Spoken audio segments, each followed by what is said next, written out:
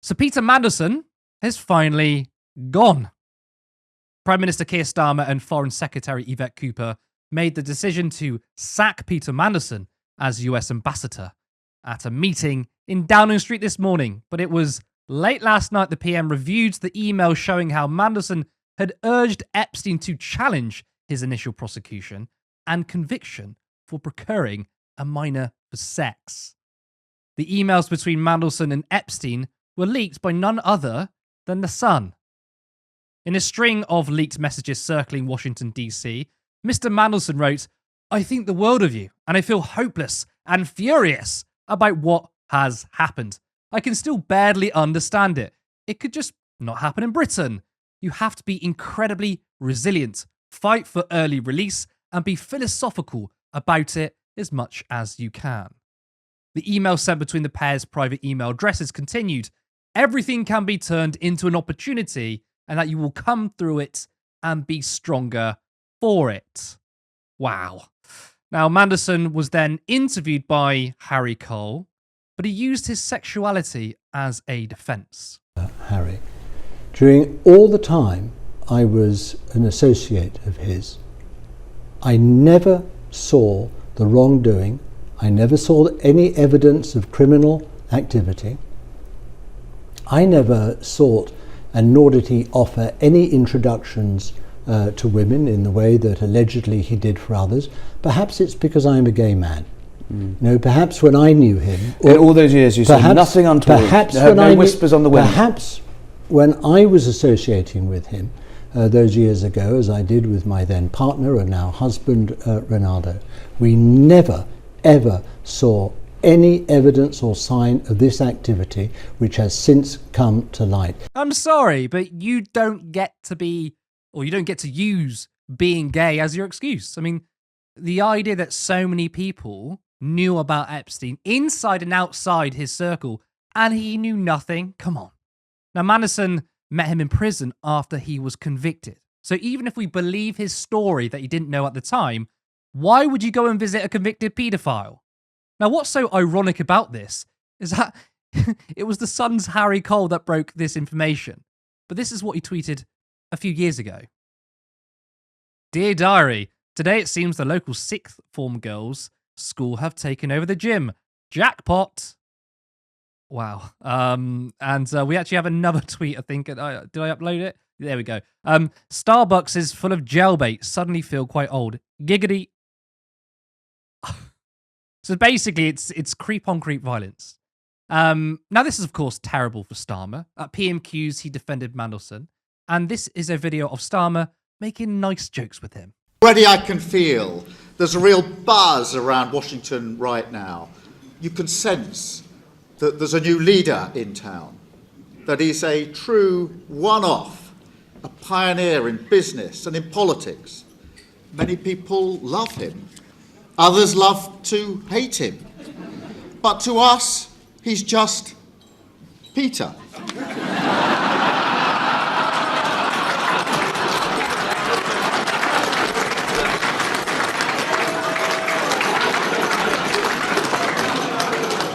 And Peter is the right person to help us work with President Trump and to take this special relationship from strength to strength.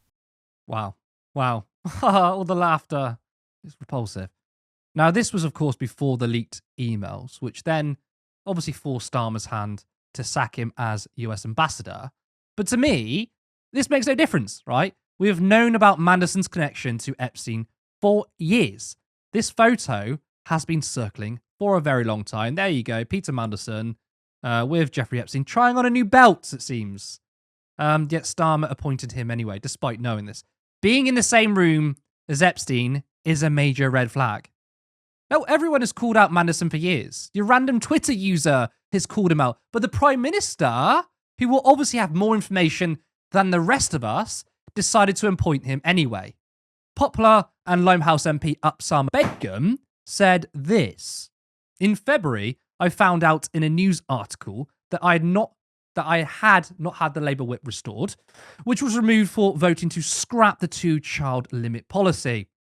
Yesterday, Peter Mandelson was sacked for retaining links to a sex offender. yet he holds the Labour whip and remains a peer. This is the modern Labour Party. Being a pedo defender means you can still have the whip and be a member, but vote to lift children out of poverty? Well, it's not good enough. Now, of course, all roads lead to Morgan McSweeney. It is rumoured that he blocked Mandelson from being removed as ambassador, despite the new revelations between Mandelson and Epstein. Morgan McSweeney, Sir Keir's chief of staff since last October, is rumoured to have blocked efforts to remove the controversial ambassador to the UK, despite fresh revelations into the relationship between him and convicted paedophile Jeffrey Epstein. Now, before the last election, the Labour Party, they said they'd offered change. They had the word change all over their manifesto. Of course, we knew that they weren't offering change. But what they did say is, well, okay, we're at least going to be competent. We're going to manage the economy better. And guess what? You people watching, us lot, we knew that he wasn't going to be competent either. Keir Starmer has no political... Now, they're just as incompetent, if not worse. I mean, think about Wahid Ali giving all that money to Keir Starmer and his wife, getting free clothes. Think about the Taylor Swift tickets, the complicity in genocide. And by the way, the cabinet receiving free tickets, they still voted to keep children in poverty. It's been scandal after scandal after scandal, and now this. But this is horrific. Now, of course, I've wanted Keir Starmer to resign for years, especially when it comes to Israel-Palestine. But how can he keep his job now? Sarah, there have been many times where Starmer should have resigned, as I said, but surely this is the last straw. He's got to go, hasn't he? I mean, obviously he's got to go, but will he go? I find that people have to be pushed and pushed in order to resign. But this is literally more than a scandal. This is a literal indictment of Starmer's entire leadership. Like Mandelson's ties to Epstein, weren't hidden at all. They've been public knowledge for years, like he said. Yet Starmer not only brought him into his circle, he appointed him to one of the most sensitive posts, like ambassador to Washington, to maintain this quote-unquote special relationship with Britain. I think that just shows a catastrophic lapse of judgment. But then again, I don't think that I'm going to even excuse Starmer and say, but it's a lapse of judgment, because that almost makes it seem as though he's given it some he's not giving it forethought. It was an accident. Like, this is something that's very intentional. The leaked emails make it so much worse because Mandelson wasn't passive. He wasn't some passenger in all of this. He actively comforted Epstein, said that he was a great friend, even after his conviction for child sex offences, telling him to fight for early release. Like, this guy's actually tapped, and they come out like stronger as a result. And then, I'm sorry, don't you weaponize the fact that you're gay against us and say, but I just didn't know. It's all the girls around him. I just didn't know. Like, fucking pack it in. I think still as recently as last week, Starmer stood up in Parliament and said that he had full confidence in Mandelson. Like, this guy is standing 10 toes down in that conviction, which makes it utterly embarrassing. Starmer's been an embarrassing leader from the word go, and he still continues that train of embarrassment. So only when the leaks become, almost impossible to ignore, that's when he sacked him. The issue that means that it's not Mandelson, it's the culture of protection at the top. They always want to protect the most powerful, the people they deem to be powerful. So Starmer's promises of integrity are just hollow. I think proven he'll cover for his allies until the scandal hits the front page. By any reasonable standard of accountability, Starmer should go. I mean, that's actually a really good point, because it kind of sort of brings me on to my next question, right? Which is, it's an example of protecting their own, right? Peter Mandelson is a Blairite, and the Labour right have control of the party machine. So they would rather cover for him. But just imagine, right, if Mandelson was on the left. Exactly, though. Exactly. Like, this is literally about like functional loyalty, like not morality. It's never been about morality when it comes to this Labour government. If anything was about morality, if any of them were guided by a moral compass, they wouldn't have done the U-turns that they did. They wouldn't be targeting the disabled. But they've made so many stupid decisions that we can unpack another day. But if Mandelson had been on the left, he would have been purged years ago, because we've seen how quick the leadership is to act when it comes to socialist MPs. Absenda Begum lost the whip for voting against the 2-child benefit cap, an anti-poverty measure that would protect the most vulnerable in our society. Yet Mandelson who openly sympathise with a convicted sex offender. I have to keep repeating this: a convicted sex offender. Like, it's not even alleged. You are He's convicted. a pedo. You're He's a fucking paedophile. not. Yeah, like he still holds the whip and remains a peer. Like, that double standard speaks volumes. I know that people like on the right always say two-tier, but like literally two-tier. Like, this isn't competence. It's designed by nature. The labor right protects its own no matter the cost, whilst weaponizing discipline against the left. And it gets so tiresome because we see right through it as well. And it runs deeper than Mandelson, because reports suggest that Morgan McSweeney, as well, Starmer's chief of staff, even blocked efforts to remove Mandelson despite the Epstein links. So that tells you that this isn't just one man's bad judgment. This is like an entire faction willing to tolerate moral rot to maintain power. And don't get me started on McSweeney, like, you actual snake in the grass. He's so insufferable.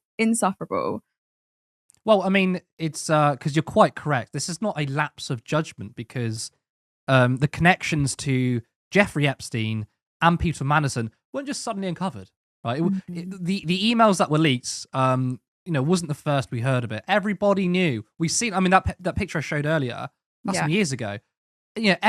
Everyone and their nan and their random Twitter user knew about these links, but Keir Starmer defended him, said he's right for the job. And only now we got rid of him because it was untenable, right? But to me, Keir Starmer and Morgan McSweeney, they've shown us who they are in their judgment by appointing him in the first place. Like I said, if there's a single image of you schmoozing with a literal convicted paedophile, you should not be appointing them. And you just don't think, once again, Keir Starmer and this Labour government have zero political nous.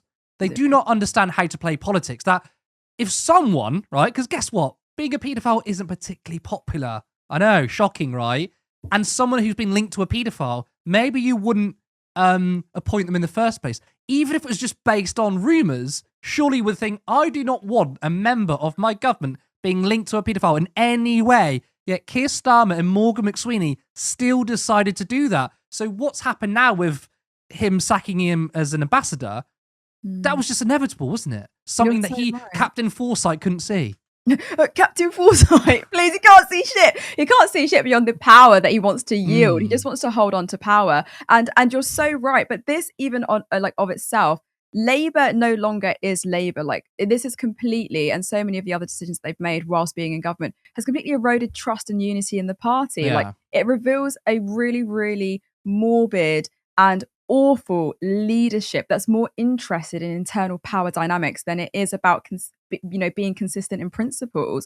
And it gets tiring to witness every single time, because, believe it or not, way back when, I used to be a Labour supporter. Don't shoot me, but I used to be a Labour supporter. And now, like, obviously I woke up, I studied a little bit more, I got into my 20s, and I was like, goodness me, Labour doesn't stand for shit apart from like some fake leftist politics, just a bunch of neo-libs. But I don't know, I think for a party that's aspiring to govern, for a party that wants to govern a country, there's just blatant factionalism in within the party that's so deeply corrosive. Well, okay, so obviously we think he should resign, right? Yes. Even though I don't think it makes much of a difference, because they're just going to replace him with another briefcase Labour melt, right? But obviously, in terms of political capital, he has to go. But what do you think? Do you think he's going to survive, or do you think he's going to be pushed? Because look, there's a genocide in Gaza. For us, we're like, he needs to go. But obviously, for your average person, I know more and more people are waking up to Israel's crimes, of course. But for your average person, the worst thing is to be linked to a pedo. So, do you think Starmer can hang on, or do you think he's going to go? He will get pushed. I genuinely do think he'll be pushed. This guy is so unpopular, quote unquote, two-tier Keir.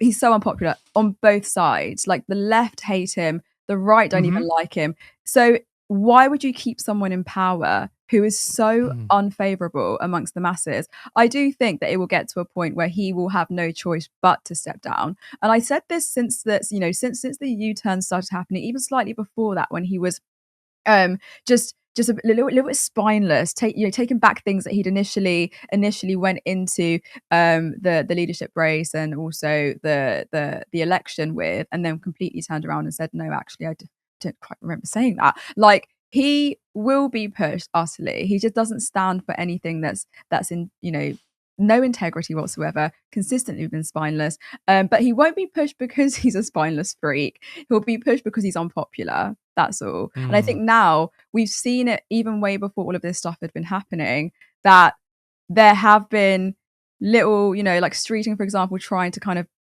make it known that he wants to eventually, not explicitly, but implicitly for things that he's saying, gain popularity amongst people with the things that he's saying. So I think people have been waiting for it to happen. It's just a matter of when it will happen. That's what I think anyway. Support independent media. Support social justice that's there on social media. Thank you. Turn left.